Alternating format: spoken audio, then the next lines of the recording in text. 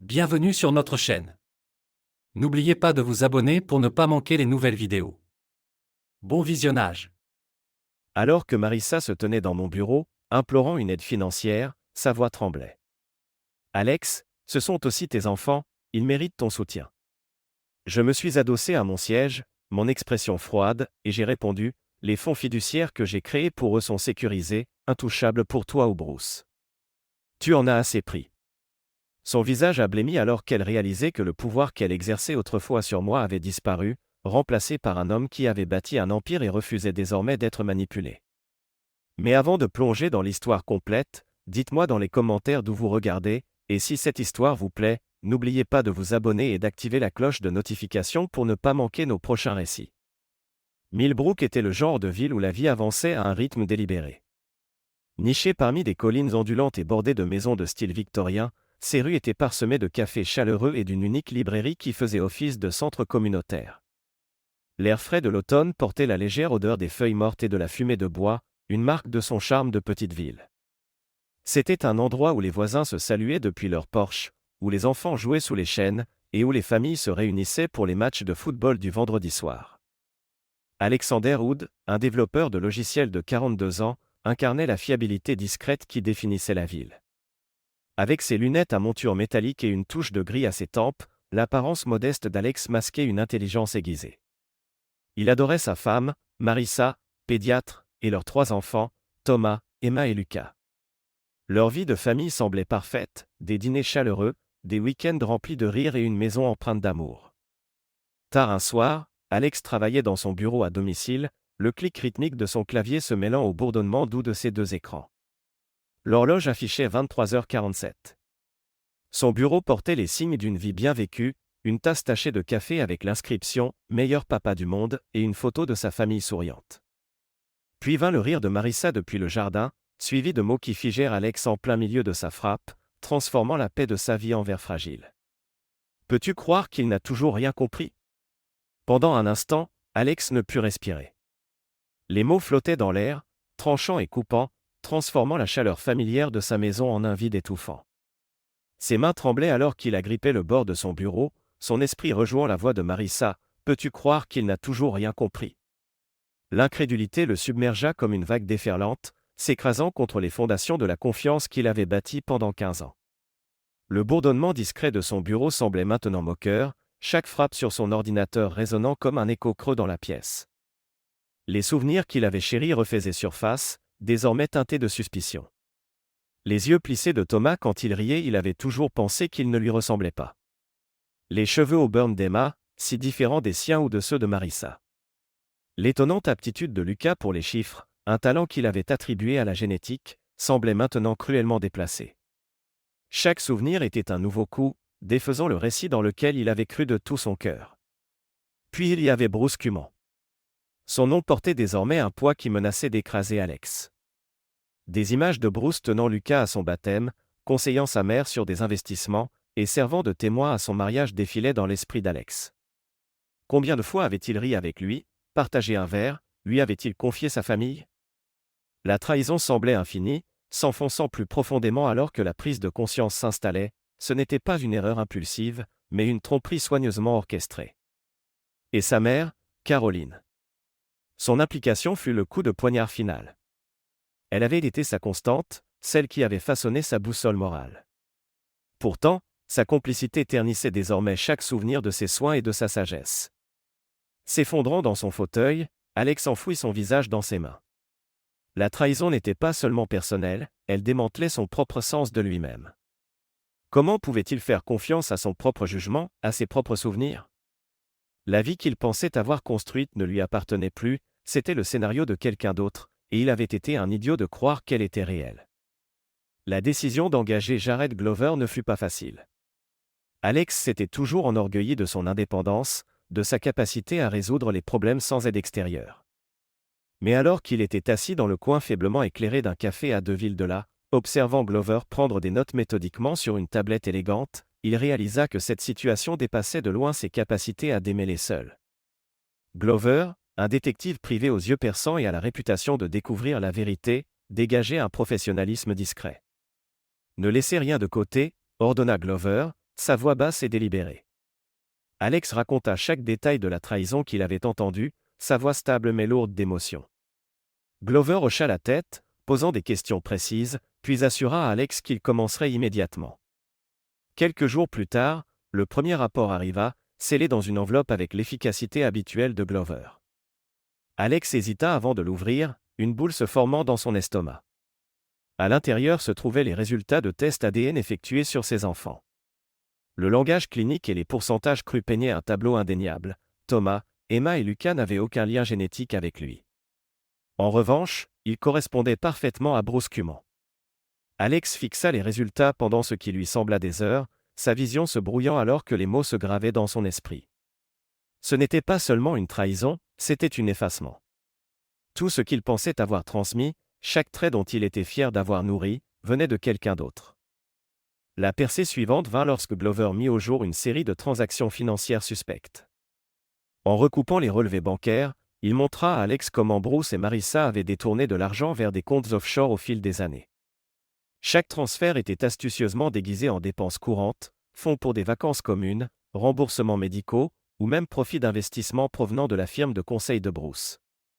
Les montants étaient stupéfiants, bien au-delà de ce qu'Alex pensait que leurs dépenses domestiques pouvaient justifier.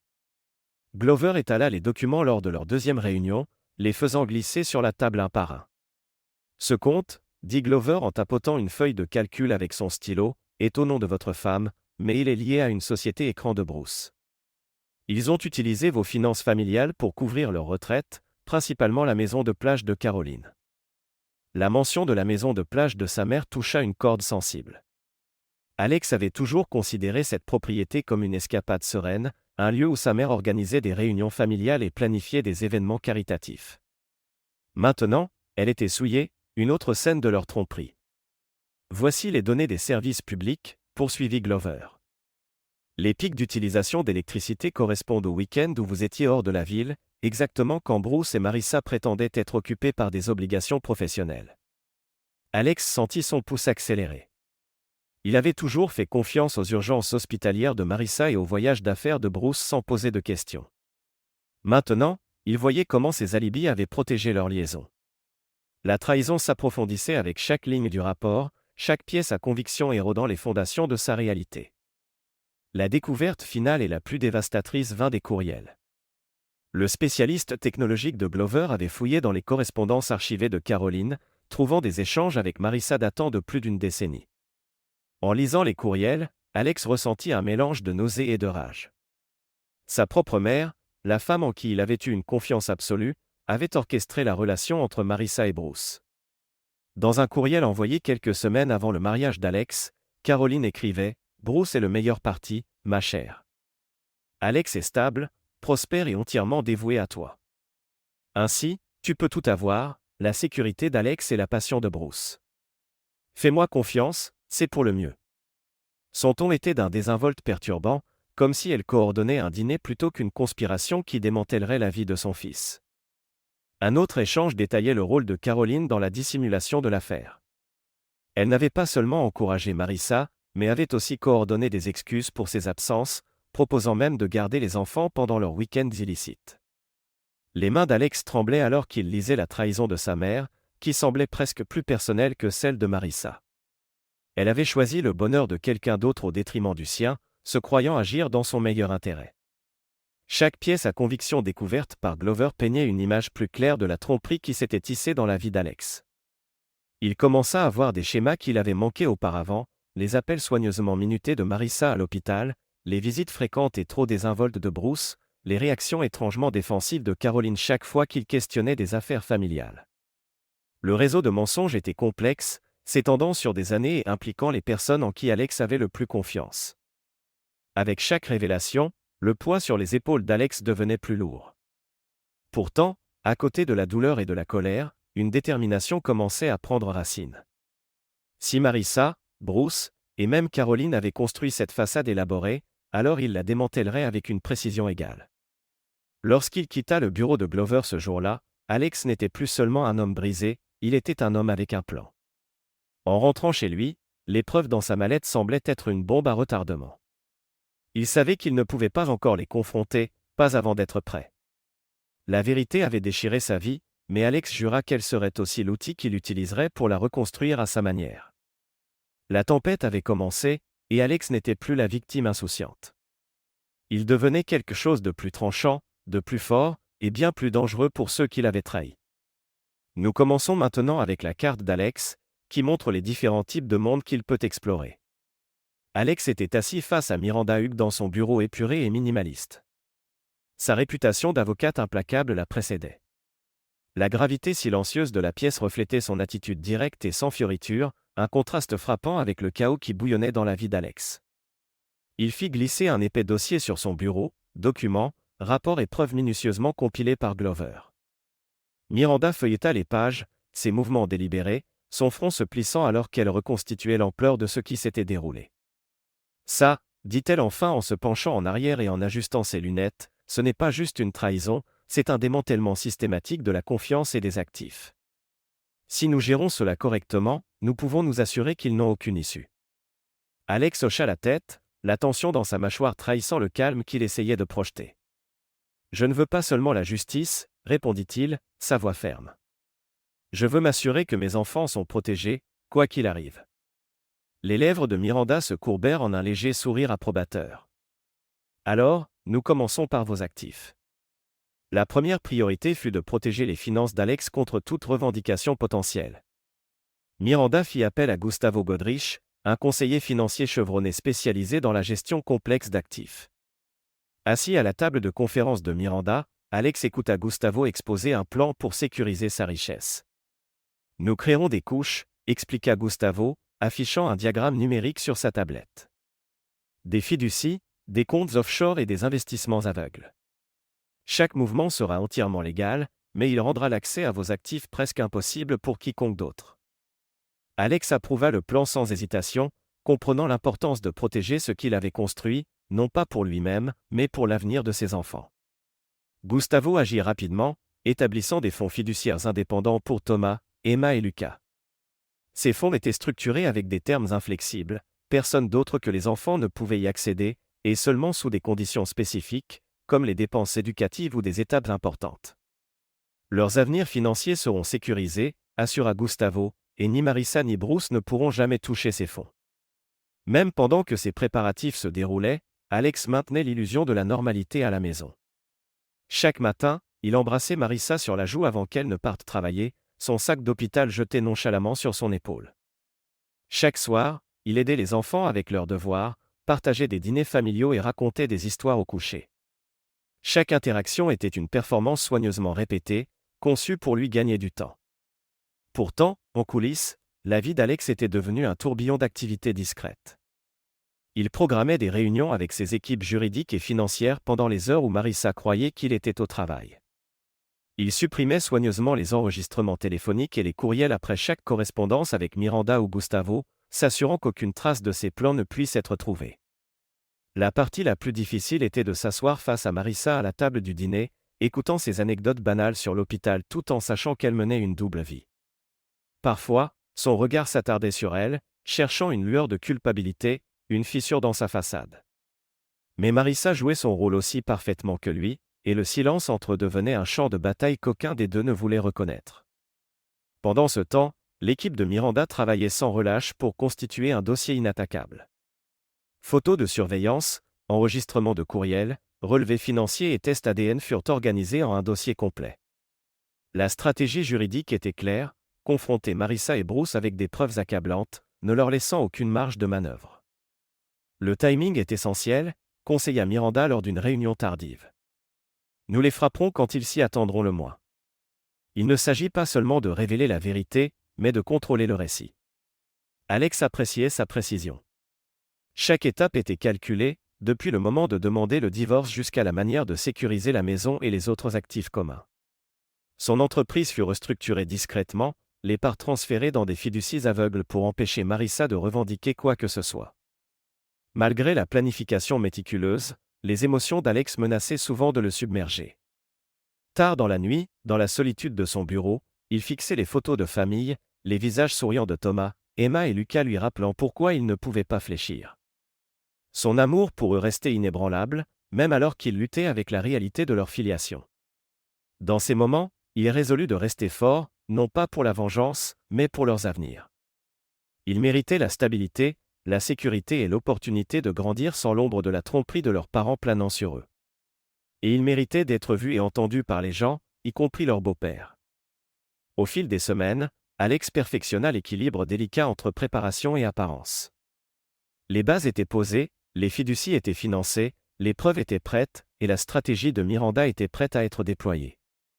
Pourtant, en surface, la vie dans la maison d'Ehud restait inchangée. Marissa continuait sa mascarade, Bruce assistait aux événements familiaux avec son charme habituel, et Caroline passait avec des pâtisseries, son sourire conspirateur masquant la profondeur de sa trahison.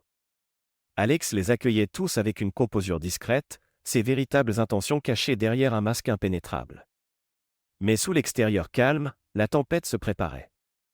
Le monde d'Alex avait été brisé, mais il était déterminé à le reconstruire, non pas en tant que mari confiant qu'il était autrefois, mais en tant qu'homme prêt à exposer les mensonges qui avaient défini sa vie pendant trop longtemps. Les pièces étaient en place, et le moment du règlement de compte approchait. Les soirées étaient les plus difficiles pour Alex. Les heures passées à la table du dîner, dans le salon ou au chevet des lits de ses enfants étaient à la fois son plus grand réconfort et sa plus profonde tourmente. Il les aimait férocement, Thomas avec sa curiosité sans bornes, Emma avec sa grâce discrète, et Lucas avec son enthousiasme inébranlable pour apprendre. Pourtant, chaque moment était teinté d'une cruelle réalité, ils n'étaient pas les siens, pas par le sang. Cette pensée le rongeait, mais elle ne diminuait jamais la chaleur qu'il ressentait en leur présence. Un soir, alors que le soleil se couchait sous l'horizon, Alex s'assit à côté de Lucas à la table de la cuisine. Le garçon luttait avec les fractions, ses petites mains agrippant un crayon alors qu'il fronçait les sourcils sur son cahier. « Tiens, dit Alex doucement, prenant le crayon et esquissant un diagramme visuel. Pense à ça comme à des parts de pizza. Si on divise la tarte entière en 8 morceaux et que tu en manges 3, combien en reste-t-il ? Le visage de Lucas s'illumina de compréhension. 5, s'exclama-t-il, un large sourire aux lèvres. Alex ne put s'empêcher de sourire en retour, la fierté gonflant sa poitrine. Exactement, dit-il en ébouriffant les cheveux de Lucas. Tu as compris. Mais alors que le garçon se tournait à nouveau vers son cahier, le sourire d'Alex vacilla.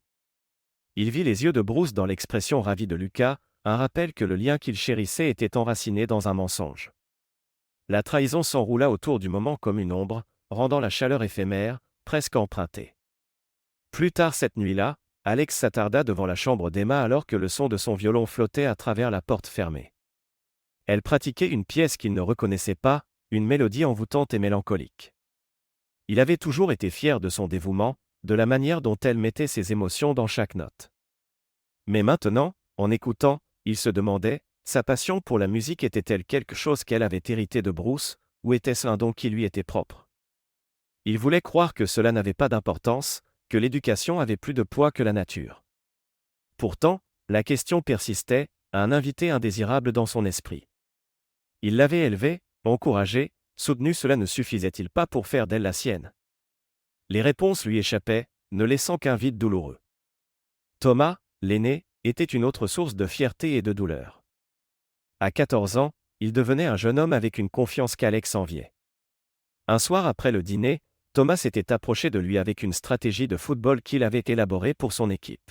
« Papa, regarde, dit-il, étalant le diagramme dessiné à la main sur la table basse. Si on déplace les milieux de terrain comme ça pendant la défense, on peut mieux bloquer leur contre-attaque. » Alex étudia le diagramme, hochant la tête avec approbation. « C'est intelligent, dit-il.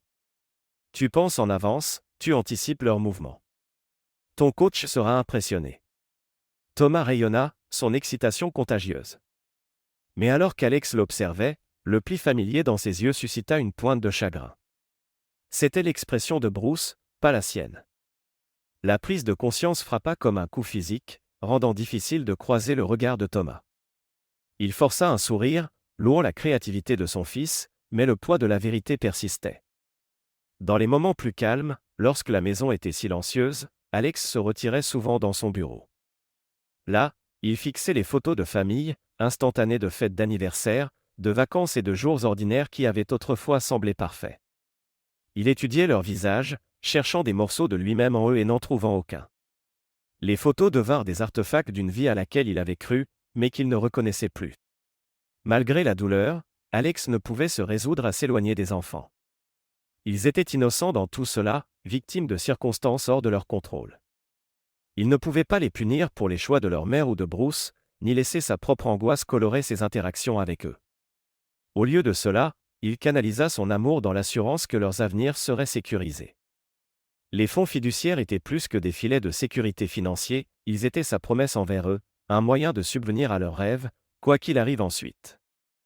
Il trouvait du réconfort dans le fait que, peu importe comment la vérité se dévoilerait, ils auraient les opportunités qu'ils méritaient.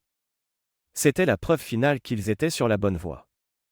Pourtant, même en travaillant à les protéger, le tribut émotionnel pesait lourdement. Il remettait tout en question, son rôle de père, l'authenticité de son amour, et si les enfants le verraient un jour comme un étranger. L'incertitude était étouffante, mais elle n'éteignait jamais l'amour qu'il ancrait. Après tout, une nuit, Lucas s'approcha de lui pendant qu'il travaillait. « Papa », dit-il en tenant un dessin qu'il avait fait, une esquisse simple de leur famille, avec leur chien Max, « j'ai fait ça pour toi. » Alex prit le dessin, sa gorge se serrant alors qu'il l'étudiait. Il était là, au centre, dessiné avec des lunettes exagérées et un grand sourire. « Merci, mon pote », parvint-il à dire, attirant Lucas dans une étreinte. Dans cet instant, Alex réalisa quelque chose de profond, l'amour, le vrai amour, n'était pas dicté par l'ADN.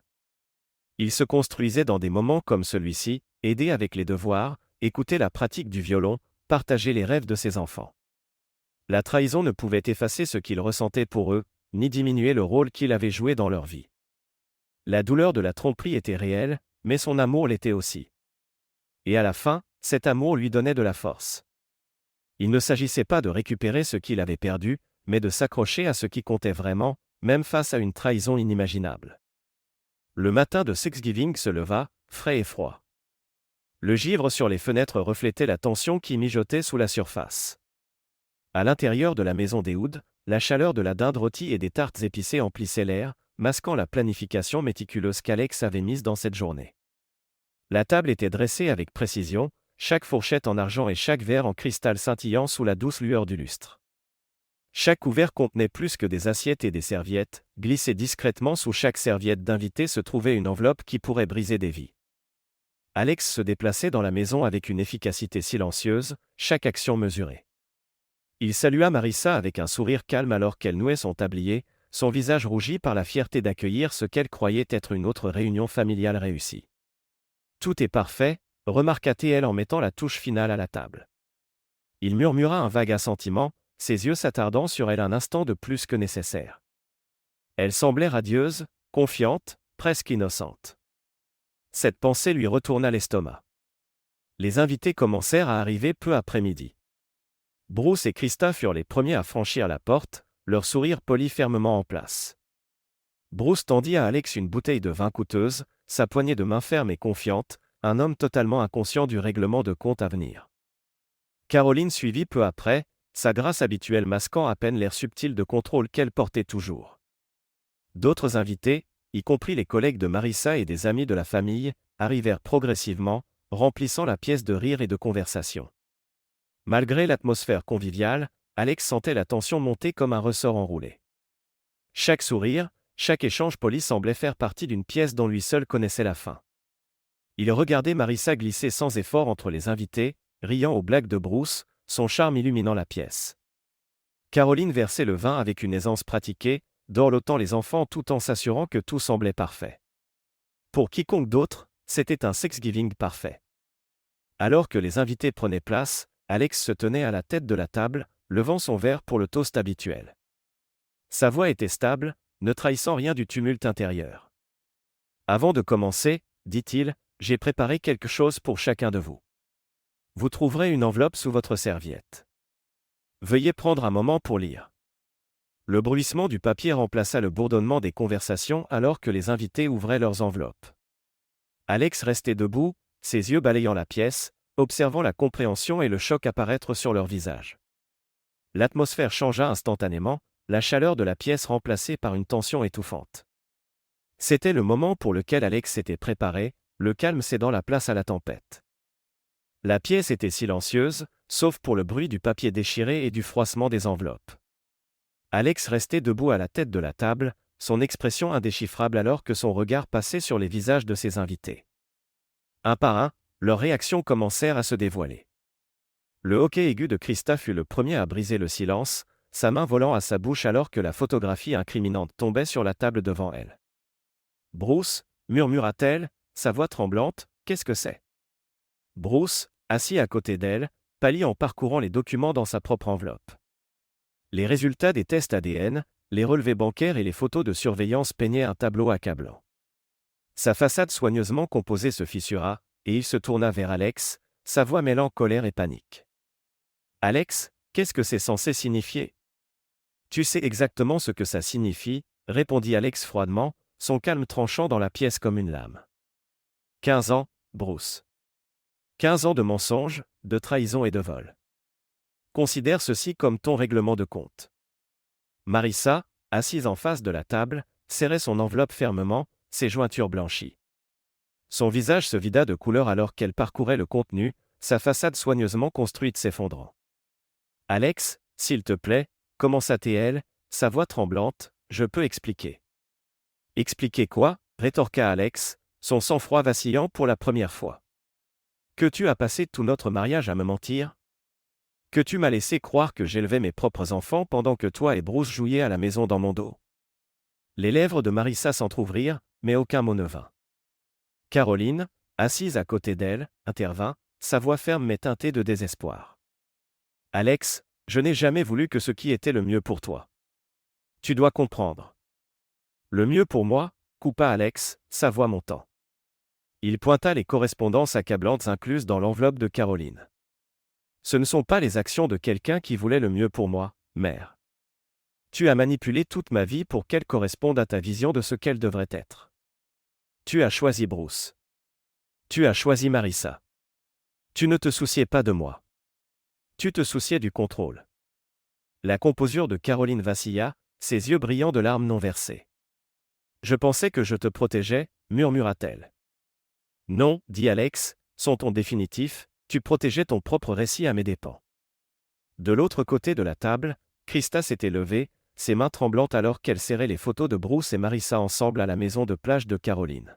« Toutes ces années, » dit-elle, sa voix se brisant, « tu m'as fait sentir que c'était moi qui n'étais pas assez bien. Pendant ce temps, toi, » elle se tourna vers Bruce, sa fureur palpable, « tu construisais une deuxième famille sous mon nez. » « Krista, s'il te plaît, » commença Bruce, son ton suppliant, mais elle le coupa avec une gifle qui résonna dans la pièce. « Ne t'avise pas, » cracha-t-elle, « ne t'avise pas d'essayer de justifier ça. » Les enfants, assis à l'extrémité de la table, regardaient avec confusion et une crainte croissante. Thomas, l'aîné, brisa le silence parmi eux. « Papa, » dit-il hésitant, sa voix tremblante, « qu'est-ce qui se passe ?» Alex se tourna vers ses enfants, son cœur se brisant devant leur innocence. « Je pense qu'il est temps pour vous trois de monter à l'étage, » dit-il doucement.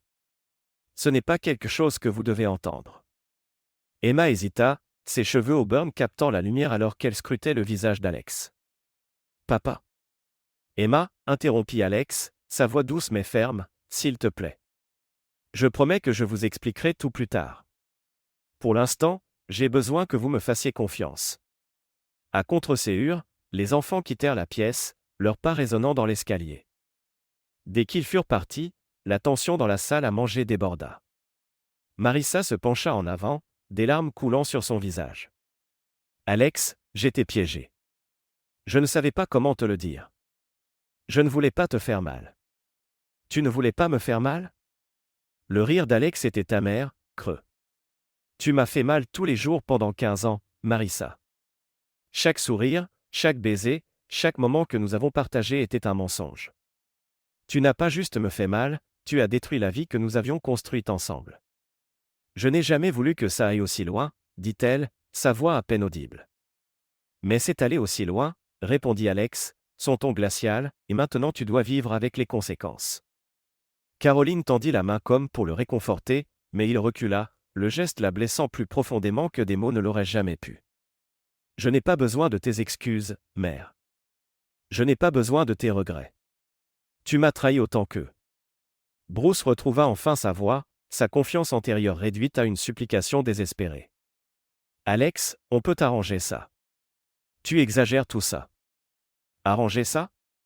La voix d'Alex monta, sa fureur à peine contenue. Tu n'arranges pas 15 ans de trahison, Bruce. Tu n'arranges pas le genre de dégâts que tu as causés. La voix de Krista trancha à nouveau dans la pièce, froide et inflexible. Ne t'attends pas à ce que je reste à tes côtés cette fois, Bruce. Je veillerai à ce que tu perdes tout, comme tu m'as tout pris. Le poids de ces mots plana dans l'air, présage de la chute à venir. Marissa restait assise dans un silence hébété, ses larmes formant une flaque sur la table. Caroline semblait plus petite qu'Alex ne l'avait jamais vue, sa présence autrefois imposante réduite à une ombre fragile. Le regard d'Alex balaya tout le monde. Marissa, Bruce, Caroline, même Krista, et pour la première fois, il ressentit une clarté. Les liens qu'il avait attachés à cette vie étaient rompus, tranchés par leurs actions. Ce qui restait était une détermination à aller de l'avant, à reconstruire, non pas ce qui avait été, mais quelque chose de nouveau. Je pars, annonça-t-il, sa voix calme mais résolue. J'ai déjà pris des dispositions. L'avenir des enfants est sécurisé. Quant au reste d'entre vous, vous devrez vivre avec ce que vous avez fait. Marissa sanglota ouvertement, mais Alex ne vacilla pas. Il tourna les talons et quitta la pièce, le bruit de ses pas s'évanouissant dans le silence. À l'étage, il vérifia les enfants, chacun endormi malgré le chaos en bas. Il s'attarda un instant, repoussant une mèche de cheveux du visage d'Emma avant de se retirer dans son bureau. Alors qu'il s'asseyait dans son fauteuil en cuir familier, le poids de la soirée s'installa sur lui. La famille qu'il avait autrefois chérie était partie, brisée au-delà de toute réparation. Mais sous la douleur, il y avait une résolution discrète. Ce n'était pas la fin, c'était le début de quelque chose de nouveau, de plus fort. Et alors que la tempête dehors reflétait le tumulte intérieur, Alex se permit un moment de deuil avant de tourner son regard vers l'avenir qu'il forgerait selon ses propres termes. Les semaines suivant Thanksgiving furent un tourbillon de planification méticuleuse pour Alex. Chaque décision, chaque pas était exécuté avec précision, comme s'il démantelait les vestiges de son ancienne vie pièce par pièce. Il n'avait aucune intention de rester à Millbrook, un lieu désormais imprégné de l'amertume de la trahison. Au lieu de cela, il résolut de disparaître complètement, ne laissant derrière lui qu'un héritage de vérité et de sécurité pour ses enfants. La première étape fut de vendre son entreprise. Alex travailla discrètement en coulisses, engageant un intermédiaire de confiance pour gérer les négociations. L'accord fut rapide mais minutieux, garantissant que ses employés étaient protégés et que l'entreprise prospérerait sous sa nouvelle direction. Lorsque les derniers papiers furent signés, Alex ressentit un étrange mélange de soulagement et de tristesse. L'entreprise qu'il avait bâtie de zéro ne lui appartenait plus, mais c'était le prix de la liberté. Avec les arrangements financiers complétés, il tourna son attention vers sa tâche la plus personnelle, écrire des lettres à ses enfants. Tard une nuit, dans la solitude de son bureau, Alex commença avec Thomas. « Cher Thomas », écrivit-il, son stylo bougeant régulièrement malgré la douleur dans sa poitrine. Il répéta le processus pour Emma et Lucas, adaptant chaque lettre à leur personnalité et à leurs espoirs futurs. La lettre d'Emma parlait de sa grâce et de sa créativité, celle de Lucas de sa curiosité et de son potentiel. À l'aube, les lettres étaient scellées et confiées à Miranda Hughes, qui promit de les livrer au moment opportun. La dernière étape fut de couper tous les liens restants. Alex ferma ses comptes, vendit la maison et se débarrassa de tout ce qui pourrait le relier à Millbrook. Son vol pour Singapour fut réservé sous une nouvelle identité, soigneusement conçue pour assurer une rupture nette. Alors qu'il montait dans l'avion, Alex regarda en arrière une dernière fois, la ville s'estompant dans la distance. Devant lui s'étendait une nouvelle vie, une page blanche où il pourrait se reconstruire, libre des chaînes du passé. Pour la première fois en semaine, il ressentit une lueur d'espoir. Dans l'immense paysage urbain de Singapour, Alex entama sa transformation. L'horizon moderne de la ville, illuminé par des lumières scintillantes dansant sur Marina Bay, reflétait la page blanche qu'Alex avait recherchée. Il arriva avec rien d'autre que de la détermination et les restes d'un passé brisé, prêt à se reconstruire de zéro. La première étape fut physique. Alex adopta une discipline qu'il avait longtemps négligée. Les matins le trouvaient dans un dojo isolé, pratiquant les arts martiaux sous la direction d'un maître qui parlait peu mais exigeait de la précision. Chaque coup de poing, chaque coup de pied, chaque mouvement devenait une métaphore de son parcours, contrôlé, délibéré et purposeful. Les routines affinaient son corps, éliminant la douceur de son ancien moi pour la remplacer par une force élancée. La sueur et l'effort devinrent une libération, une manière de canaliser la douleur de la trahison en quelque chose de tangible. À la fin de sa première année à Singapour, son reflet dans le miroir était presque méconnaissable, un homme affûté par la résolution. Émotionnellement, Alex chercha le réconfort dans la solitude et la structure. Il échangea le chaos discret de Millbrook pour le rythme méthodique de sa nouvelle vie. Les séances de thérapie, bien que difficiles au début, lui permirent de confronter la colère et le chagrin qu'il portait. Son thérapeute lui dit un jour, « La transformation ne consiste pas à oublier qui vous étiez, mais à décider qui vous voulez être. » Ces mots résonnèrent profondément, devenant un mantra qu'il répétait lors des nuits sans sommeil. Lentement, Alex commença à lâcher prise non pas de l'amour pour ses enfants, mais de l'amertume liée à son passé. Professionnellement, l'ascension d'Alex fut rien moins que fulgurante. Il fonda Oudinnovation, une entreprise qui mariait son expertise en développement logiciel avec des technologies émergentes comme la blockchain et l'IA. Son approche était implacable mais inspirée. Chaque produit reflétait son nouvel étau de transparence et d'intégrité. Sous sa direction, Oudinnovation devint une force dominante dans l'industrie technologique, remodelant la gestion de la chaîne d'approvisionnement à travers l'Asie. Les discours d'ouverture lors de conférences technologiques devinrent sa scène, où il partageait sa philosophie avec un public avide d'apprendre. Le succès ne repose pas sur l'évitement de l'échec, dit-il lors d'un événement, sa voix ferme. Il repose sur l'apprentissage de l'échec et la reconstruction avec un but. Bien que ses journées fussent remplies de réunions et d'innovations, ses nuits portaient souvent une solitude discrète. Il s'asseyait près des grandes fenêtres de son Penthouse, surplombant la ville, sirotant du thé vert, ses pensées dérivant vers Thomas, Emma et Lucas. Les lettres qu'il avait laissées derrière n'étaient pas juste des mots, elles étaient des promesses. Il espérait qu'un jour, quand il serait prêt, il comprendrait pourquoi il avait choisi de partir et qu'il pourrait le chercher. Au fil des années, Alex devint un symbole de résilience dans le monde technologique. Pourtant, en lui demeurait un désir silencieux, du regret pour la vie qu'il avait perdue, mais de l'espoir pour celle qu'il construisait. Sa transformation n'était pas un effacement du passé, c'était une déclaration qu'il ne serait pas défini par lui. Chaque pas en avant était à la fois un adieu à ce qui avait été et une promesse à lui-même de ce qui pourrait être. Une décennie plus tard, le retour d'Alex Wood à Millbrook ne fut pas marqué par des fanfares, mais par une transformation discrète. La ville autrefois florissante qu'il avait laissée derrière avait vieilli en son absence. Main Street, jadis grouillante d'activité, portait désormais les cicatrices de la stagnation économique, vitrines fermées, peintures écaillées et enseignes fanées laissant entrevoir une communauté luttant pour s'accrocher à son passé. Pourtant, malgré son déclin, Alex voyait du potentiel, une chance de reconstruire, non seulement pour lui-même, mais pour la ville qu'il avait façonnée. Depuis les vitres teintées de sa Bentley, Alex observait les repères familiers, les maisons victoriennes, le parc où ses enfants avaient joué, même l'ancienne résidence des Wood. Tout semblait plus petit maintenant, usé par le temps. Mais Alex lui-même avait changé. L'homme qui sortit de la voiture devant le parc technologique de Millbrook n'avait rien à voir avec celui qui avait fui des années auparavant. Son costume taillé sur mesure, ses yeux perçants et son attitude composée parlaient de succès, de résilience et d'une vie reconstruite. Le parc technologique, sa première acquisition à son retour, était l'ombre de ce qu'il avait été.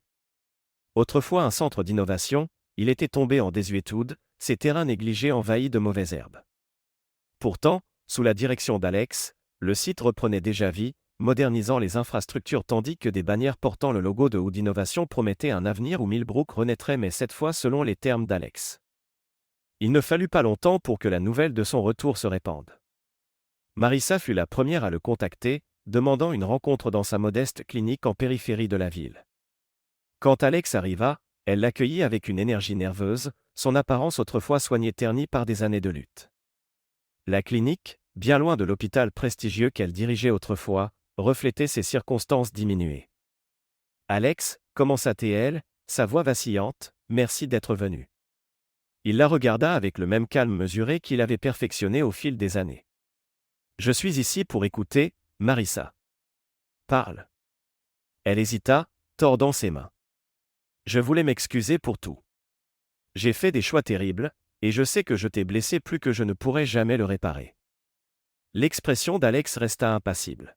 « Tu as raison, tu ne peux pas le réparer. » Sa respiration se coupa, mais elle insista. « J'ai essayé de reconstruire, pour les enfants, pour moi-même. Je voulais que tu saches que je regrette tout, tous les jours. Il n'y avait pas de colère dans la réponse d'Alex, seulement une fermeté discrète. Ton regret est à toi de porter. Mon souci a toujours été les enfants, et il semble s'en être bien sorti malgré tout.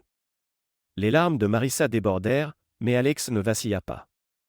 Il avait dépassé cela depuis longtemps, et cette conversation, pour lui, était une clôture, pas une réconciliation. Caroline aussi chercha à le voir. Elle arriva sans prévenir au parc technologique, sa présence autrefois imposante réduite à une ombre d'elle-même. Alex la laissa entrer dans son bureau, plus par obligation que par désir. « Alexander, commença-t-elle, sa voix tremblante, je suis venu demander pardon. J'ai eu tort d'interférer dans ta vie, de penser que je savais ce qui était le mieux. » Alex s'adossa à son fauteuil, son regard stable. « Tu n'as pas pensé, mère. Tu as agi. Tu as choisi le contrôle plutôt que l'honnêteté, et tu en as payé le prix. » Ses yeux se remplirent de larmes. « J'ai tout perdu, ma place dans la communauté, le respect de mes petits-enfants, même ma relation avec toi. Je veux juste une chance de réparer les choses. » « Certaines choses ne peuvent pas être réparées, » répondit Alex calmement. « Mais je me suis assuré que tu ne manques jamais de soutien. C'est tout ce que je peux offrir. » Caroline quitta son bureau, semblant plus petite qu'à son arrivée, le poids de ses choix pesant lourd sur ses épaules. Pour Alex, c'était un autre lien tranché, un autre chapitre clos. La rencontre la plus significative eut lieu quelques jours plus tard, lorsque Thomas, Emma et Lucas rendirent visite à Alex au parc technologique. Désormais adultes, ils se comportaient avec la confiance de personnes ayant surmonté des défis et en étant sorties plus fortes. Thomas, à 24 ans, avait rejoint Oud Innovation, prouvant sa valeur par un travail acharné. Emma, 22 ans, s'était épanouie en une artiste posée, sa grâce égalée par une force discrète. Lucas, à 19 ans, était un prodige à part entière, poursuivant déjà des projets innovants en blockchain. « Papa » commença Thomas, sa voix stable mais teintée d'émotion, « tu nous as manqué. » Le cœur d'Alex se gonfla, bien qu'il restât composé. « Vous m'avez manqué aussi » dit-il doucement. « J'ai suivi vos vies de loin, mais c'est bon de vous voir en personne. » Emma s'avança, son regard scrutant le sien. « Pourquoi es-tu resté loin si longtemps? Pourquoi ne pas nous l'avoir dit plus tôt ?» Alex hésita, puis répondit avec honnêteté. « Je pensais que vous méritiez une enfance libre du fardeau de ce que votre mère et moi avons traversé.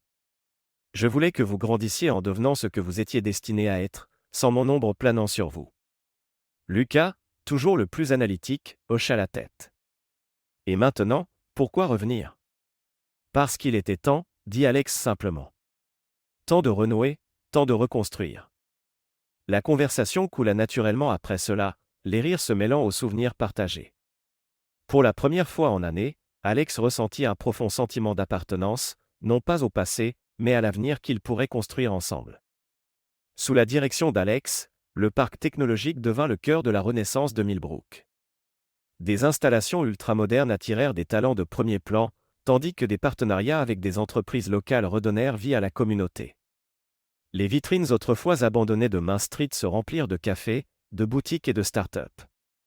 Alex finança également des bourses pour les étudiants locaux, s'assurant que la jeunesse de Millbrook ait des opportunités qu'ils n'avaient pas eues. La gratitude de la communauté était palpable. Alex, cependant, restait concentré sur sa mission. Pour lui, il ne s'agissait pas de rédemption, mais de progrès. Il n'avait aucune intention de reclin son ancienne vie, au lieu de cela, il construisait quelque chose de entièrement nouveau. Alors que le soleil se couchait sur le parc technologique rajeuni, Alex se tenait sur le jardin en terrasse, observant les lumières de Millbrook scintiller en contrebas. Ses enfants le rejoignirent, leur présence un rappel de tout ce pourquoi il s'était battu et de tout ce qu'il avait gagné. « Tu as fait quelque chose d'incroyable ici » dit Emma, sa voix empreinte d'admiration. Alex sourit, son regard fixé sur l'horizon. « Nous l'avons fait ensemble. Et ce n'est que le début. » À cet instant, le contraste entre l'homme qu'Alex avait été et celui qu'il était devenu était frappant. Il avait transformé la douleur en but, la trahison en résilience, et la perte en héritage. Millbrook, autrefois symbole de sa chute, se dressait maintenant comme un témoignage de sa force et de sa vision, un phare d'espoir pour l'avenir. La vie de Marissa avait été réduite à une fraction de ce qu'elle était autrefois. Fini les dîners élégants et le prestige de sa position à l'hôpital général de Millbrook. Maintenant, elle travaillait dans une petite clinique surchargée en périphérie de la ville, traitant des maux mineurs et gérant une paperasse sans fin. Les murs de la clinique, décorés de posters obsolètes et de peintures blanches stériles, contrastaient fortement avec son bureau autrefois somptueux. Ses patients étaient polis mais indifférents, ignorant la vie qu'elle avait autrefois menée. Chaque jour, Marissa portait le poids du regret. Les regards de ses enfants, maintenant adultes, étaient le fardeau le plus lourd. Ils lui rendaient visite occasionnellement par devoir plutôt que par affection, leur conversation polie mais distante. Emma, avec sa grâce inflexible, parlait souvent avec un ton de déception discrète. Thomas, toujours pragmatique, limitait ses mots au nécessaire. Lucas, bien que respectueux, restait rarement longtemps. La culpabilité était implacable, amplifiée par la connaissance qu'Alex, qu'elle avait si profondément trahi, était devenue l'encre de leur vie. Il avait réussi d'une manière qu'elle ne pouvait imaginer, construisant un héritage que ses choix avaient presque détruit. Le travail de Marissa à la clinique était une maigre pénitence, et bien qu'elle ait essayé de réconcilier son passé, les dégâts étaient irréparables. Bruce, autrefois le conseiller financier charismatique au sourire parfait, travaillait maintenant comme comptable de niveau intermédiaire chez Wood Innovation. L'ironie ne lui échappait pas, l'entreprise qu'il servait maintenant avait été construite par l'homme qui l'avait trahi. Son cubicule, petit et impersonnel, était un rappel constant de sa chute. Chaque matin, il pointait, évitant les regards des collègues plus jeunes et ambitieux qui avaient entendu des murmures sur son passé. Sa vie personnelle était tout aussi sombre. Krista, son ex-femme, l'avait quitté avec rien d'autre que les vêtements qu'il avait emballés à la hâte. Leur divorce fut rapide et sans pitié, le laissant sans actif significatif ni statut social. Ses tentatives de renouer avec ses enfants étaient accueillies par l'indifférence, et il dînait souvent seul dans son appartement d'une chambre, le silence assourdissant. Caroline ne s'en sortait pas mieux. Elle vivait dans une maison de retraite modeste, loin du grand domaine où elle avait autrefois diverti l'élite de Millbrook. Sa chambre était petite, décorée sobrement avec des photos de famille fanées et quelques bibelots précieux. Le personnel était gentil mais distant, et les autres résidents la traitaient comme une simple locataire, ignorant son influence passée. Éloignée de ses petits-enfants, Caroline se retrouvait seule dans ses dernières années. Les choix qu'elle avait faits pour contrôler la vie d'Alex lui avaient tout coûté, sa famille, sa réputation et sa dignité. Elle passait ses journées dans une réflexion silencieuse, rejouant les moments qui avaient conduit à sa chute. Les lettres de ses petits-enfants, quand elles arrivaient, étaient brèves et formelles, dénuées de chaleur. Alex, bien qu'il assurât ses besoins financiers par devoir, restait résolument distant. En contraste frappant avec leurs parents biologiques, Thomas, Emma et Lucas avaient prospéré sous le mentorat d'Alex et la stabilité fournie par leur fonds fiduciaire. Thomas, désormais une étoile montante chez Wood Innovation, avait gagné sa place de directeur des opérations par un travail acharné et une détermination. Il demandait souvent conseil à Alex, leur relation bâtie sur le respect mutuel et des valeurs partagées. N'étant plus seulement une figure paternelle, Alex était devenu un mentor, un modèle du type d'homme que Thomas aspirait à être. Emma avait tracé son propre chemin en tant que leader dans la communauté artistique. Son programme de mouvement thérapeutique pour les survivants de traumatisme avait gagné une reconnaissance nationale, mêlant son amour pour la danse à une profonde empathie pour les autres. Elle consultait souvent Alex pour des conseils stratégiques, valorisant sa perspective sur la construction de quelque chose de significatif à partir de l'adversité. Lucas, le plus jeune, avait hérité de l'intelligence aiguisée et de la passion d'Alex pour l'innovation. À seulement 24 ans, il avait déjà dirigé des projets révolutionnaires en technologie blockchain, récoltant des éloges dans le monde technologique. Bien qu'il travaillât au sein de Wood Innovation, les contributions de Lucas reposaient sur leur propre mérite, non entachées par le népotisme. Son lien avec Alex s'était approfondi, leur conversation allant de la technologie à la philosophie, chaque interaction renforçant davantage leur connexion. Malgré leur succès, les frères et sœurs maintenaient une relation prudente mais distante avec Marissa et Bruce. Ils reconnaissaient les tentatives de leurs parents biologiques de reconstruire leur vie, mais choisissaient de centrer les leurs sur les valeurs d'intégrité et de persévérance d'Alex. Pour eux, Alex n'était pas juste un père de nom, il était celui qui avait façonné leurs avenirs, leur enseignant le pouvoir de la résilience. Alex Wood était devenu un symbole de triomphe sur l'adversité. Wood Innovation, maintenant une puissance mondiale, n'était pas seulement une entreprise technologique, c'était un témoignage du parcours d'Alex.